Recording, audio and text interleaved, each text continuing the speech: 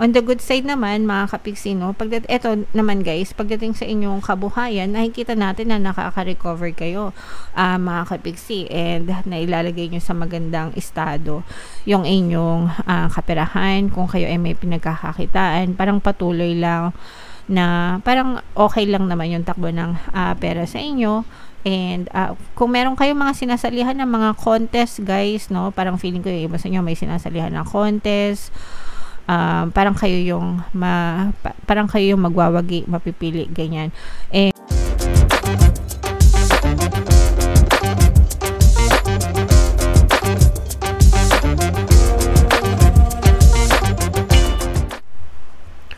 hello guys, hello Scorpio, welcome back to Pinoy Pixie Tarot. Ang pamagat ng episode natin for tonight is Full Moon Kapalaran para ngayong October to November para sa Scorpio, Sun, Moon, Rising, Sign, and Venus. Yung ating full moon guys ngayong October ay sa October 17, tapos yung next na full moon naman ay sa November 15. So, ang reading na to ay para sa period na yan. And ang pamagat ng ating full moon guys ay harvest moon, mga kapiksi. So, ito yung ating moon message para sa inyo, Scorpio.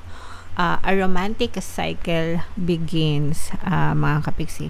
Kung kayo ay single, mga kapiksi, ibig sabihin nito maaaring may bagong pag-ibig na kumatok sa inyo guys, okay? And kung kayo naman ay in a relationship na, parang magsisimula kayo ng bagong chapter sa inyong love life, sa inyong relationship, mga kapiksi. So, kung meron kayong mga pag-aaway, pagtatalo, ibig sabihin maaaring ma-resolve yung mga issues nyo guys, and muling marikindle yung inyong mga relasyon. O kaya naman pwedeng nilelet go nyo na yung mga ex nyo, yung mga ex-person nyo, ex-jowa nyo, and parang ready na kayo na i-welcome yung bagong specific person sa buhay nyo, bagong pag-ibig, bagong romansa, mga kapiksi. Okay? Alright, so comment down below guys if feeling nyo naka-resonate kayo dyan. Attune to the moon guys, reach out to someone and let them know you care. Okay, if you are somebody na merong tinatangi sa inyong puso, mga kapiksi, let them know, no, sabihin nyo sa kanila, as long as legit, mga kapiksi, no, kumbaga walang nang-aagaw, walang inaagawan, ganyan. You know what I mean, yung mga forbidden affairs, mga kapiksi, no, let them know that you care, mga kapiksi. Feel more, think less guys, okay? So, you know what that means. Wag masyadong maging kumbaga wag gawing komplikado ang pag-ibig, pag mahal-mahal, pag hindi, guys.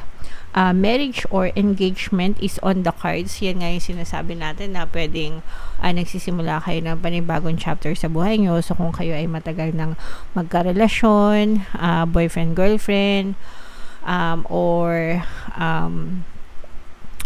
pwedeng nagsasama, ganyan, pwedeng mag-level up pa, mapunta sa next stage yung relationship nyo, pwedeng magsama kayo or mag-asawa kayo, ganyan, pero nagle-level up, mga kapiksi.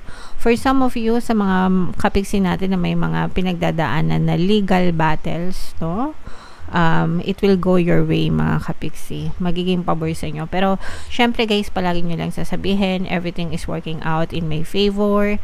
Nagiging favorable sa akin yung sitwasyon. Ganyan. Para talagang maging pabor sa inyo yung sitwasyon na pinagdadaanan nyo, guys. Okay?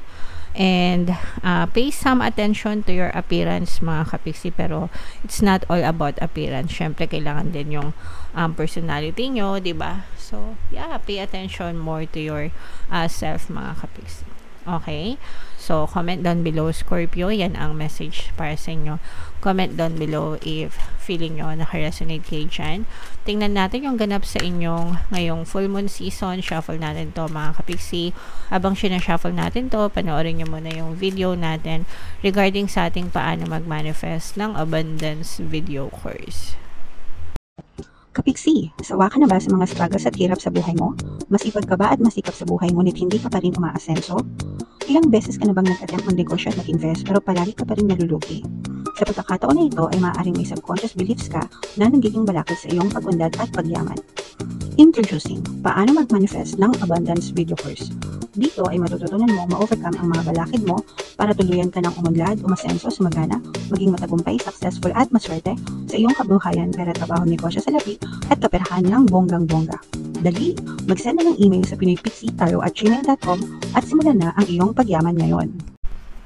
Alright, so sa lahat ng gusto mag-avail ng course guys, mayroon tayong freebie. Ngayong October, magbibigay tayo ng free 3-in-1 pampaswerte sa subliminal, sa pampaswerte sa buhay, sa pera, at saka sa love life. Worth 1,500 yung freebie na yan guys. Kaya i-avail nyo na. And meron din tayong bagong course mga kapiksi, paano mawala ang third party at magkaroon ng harmonious na relationship para mawala yung mga kabit na mga jowa nyo guys. 20% discount naman to until October 31, kaya mag-avail na kayo mga kapiksi. So, Scorpio guys, kaya in-represent ng King of Cups sa ating spread. Ito yung ating, Moon energy guys.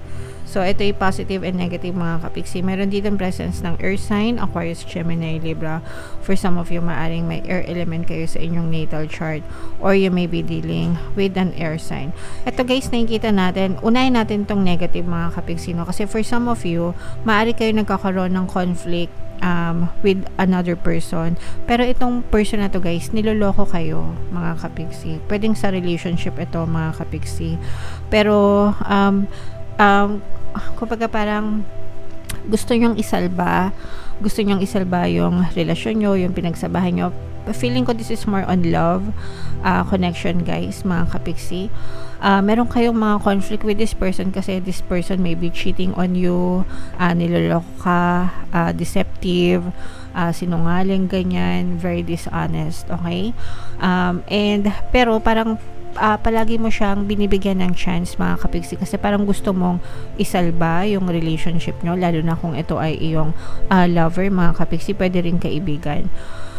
Pero parang you are trying to save the relationship, ganyan. Kaya parang yung iba sa inyo natotolerate, no? Parang natotolerate nyo yung person na natotolerate nyo yung panloloko niya, natotolerate nyo yung pagsisinungaling niya. And itong person na to guys, kasi dahil parang feeling niya privilege siya.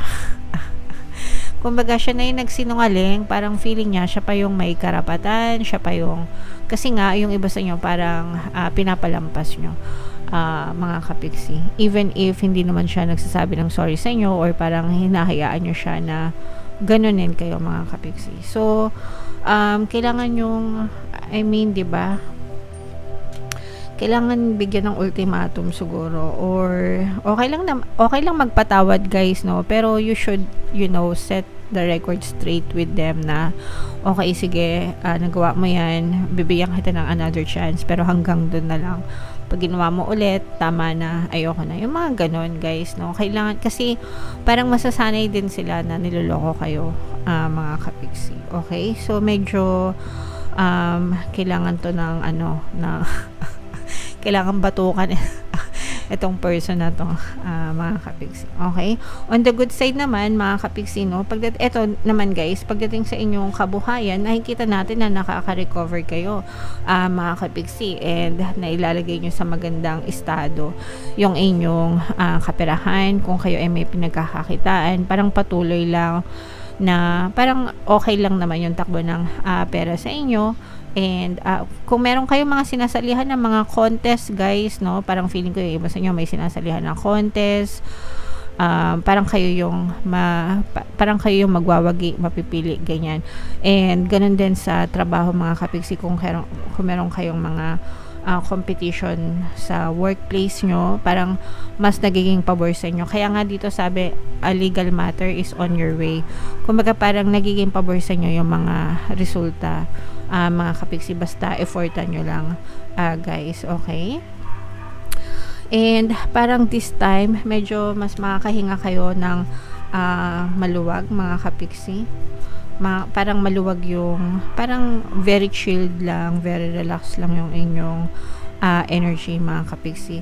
Meron pang mga bagong opportunities guys na pwedeng dumating. May mga i-explore kayo na opportunity, parang meron kayong narinig guys, na parang sinasabi dito, uy, kumbaga parang narinig mo sa kumari mo, sa kumpare mo, or kaibigan mo, or whomever, or sa social media na, pwede kang kumita dito, ganyan. Tapos parang i-explore nyo itong opportunity na to, mga kapiksi. So, ibig sabihin, open na open kayo, open-minded kayo, and open na open kayo sa mga more opportunities pa na pwede nyong i-explore, pwede nyong pag-aralan, para lalo pa kayong kumita ng pera, and lalo pang madagdagan yung mga savings nyo. Kung kayo naman ay mag-i-invest, mga kapiksi, maghinay-hinay kayo, okay? Kumbaga parang make sure na walang masama mag-invest, guys, no? Maganda nga yun, nag-i-invest tayo para lumalago yung ating kayamanan, pero again, make sure na palaging pinag-aaralan nyo rin, guys, kung saan napupunta yung pera nyo, yung mga investment, para hindi siya nauuwi lang sa wala, mga kapiksi, kasi pinagsikapan nyo din yan, pinaghirapan nyo rin, so gusto din natin na hindi siya napupunta sa wala at hindi lang basta-basta naluloko, guys, okay? Alright. So, yan ang iyong full moon reading, Scorpio. Comment down below, guys, if feeling nyo naka-resonate kayo dyan. Yung mga positive readings nyo, guys, i-mind nyo ito. Ito, mine, panalo. Kasi feeling ko may mapapanalunan kayo, guys, no? So, congratulations in advance. Mine, panalo, mine, exploration, exploration sa kaperahan, bagong opportunity sa kaperahan. So, yan. I-mind nyo yan, guys, sa comment section. Deserve nyo yan, mga kapiksi. And huwag niyong kalimutan, guys, yung ating 2025 kapalaran. Panoorin nyo na. Ito yung video. And ito naman yung ating success stories ng paano mag-manifest ng abundance video course. Click here to subscribe, guys. And ito yung ating mga pampaswerte subliminals. Thank you for liking, sharing, and subscribing. See you again next time. I love you all, mga kapiksi. Have a nice day. Bye-bye.